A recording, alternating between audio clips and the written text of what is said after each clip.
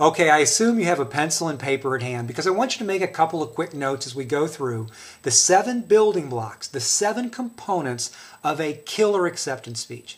And they are easy to remember, and there is a process to this. Now, yes, there are lots of different ways you can organize an acceptance speech, but I have found this to be the very best way for many different reasons.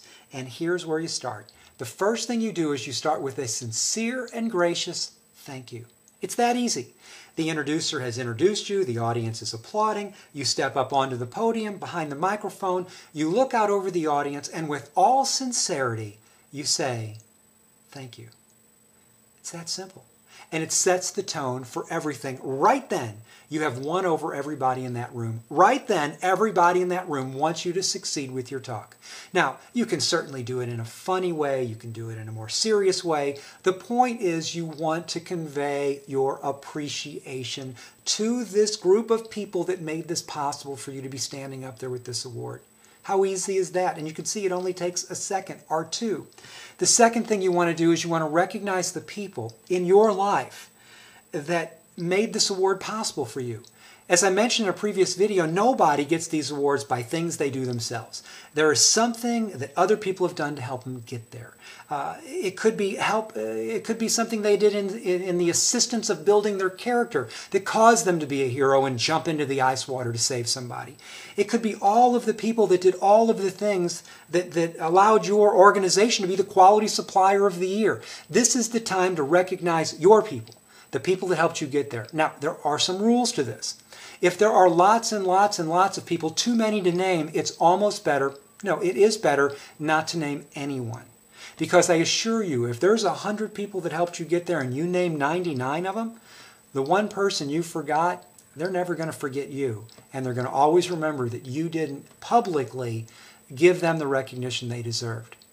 If there's a handful of people, 2 or 3, name them. You can have them stand up in the audience and give them appreciation and have the entire audience applaud for those people.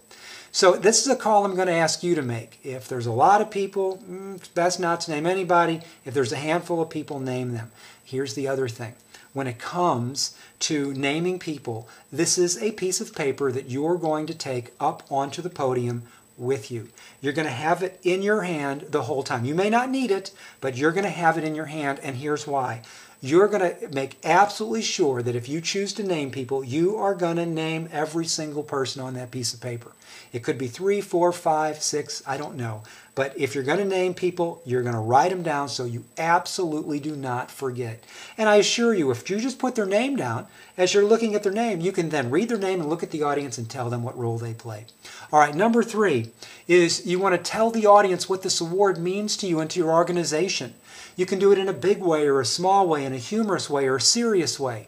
The audience needs to know that you're proud of this award, that it means something to you.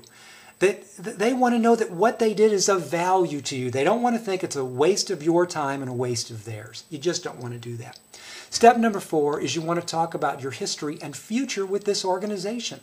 Now, if it's an acceptance speech for an award you've won, you're going to talk about your history. You know, we've had a great relationship as ever. This was wonderful. All these people I met were great. If you have been elected to the President of the United States, you now have a futuristic role to play with the people in this room.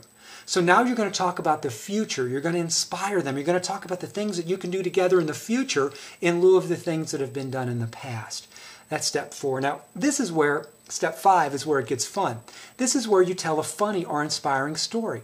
Now, folks, you do not have to be a joke teller or even a storyteller to do this well. Think of any story, any anecdote, anything that has happened, and it does not have to be funny.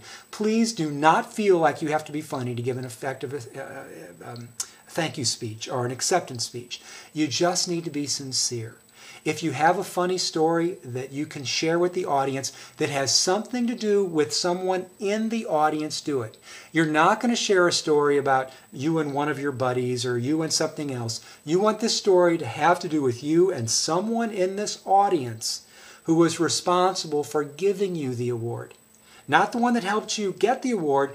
If you have an opportunity to tell a story, you want to tell a story about a person in the audience that is responsible for giving you the award. You want the story to have to do with the organization giving you the award.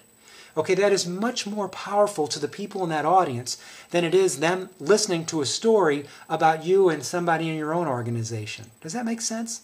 It's just more meaningful to these folks. Number 6 on our list is you want to recognize and thank the people that are responsible now for giving you the award. We're going to save this to the end. Remember, in the beginning, we thanked the people that helped us get the award. Now we're going to thank the people that gave us the award. I like to save the best for last. This is where it gets touchy-feely. This is where it gets sincere. This is where you can just really tell people from the bottom of your heart how you feel about them. Remember, once again, the goal with an acceptance speech is to have everybody in that room like themselves and feel like they gave the award to the right person. And when you can do this, because we remember the things we hear at the beginning and the things we hear at the end. In the beginning, we hear thank you, and in the end, we hear how much you as the speaker appreciate me, the person in the audience, for being a part of your life. So that's where you want to wrap it up. And finally, the 7th step is just get off the stage. When you are finished giving your acceptance speech, and folks, remember, an acceptance speech can be 2 minutes long, 5 minutes long, 15 minutes long. Most of that is based on your stories that you're going to tell. They're going to be based on some of your history or future inspirational things you're going to say. But an acceptance speech generally doesn't go more than a few minutes. Nobody expects you to go more than a few minutes.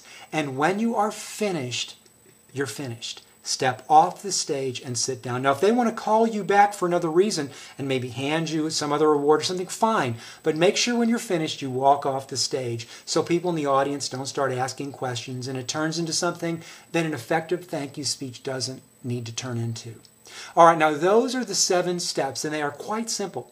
Now, what I want to do in our next video is I'm going to show you, and we're going to actually critique a thank you talk that I gave. Oh, gosh, it's hard to believe it's been 12 or 13 years ago. It's been so long ago I had hair. That's how long ago it was.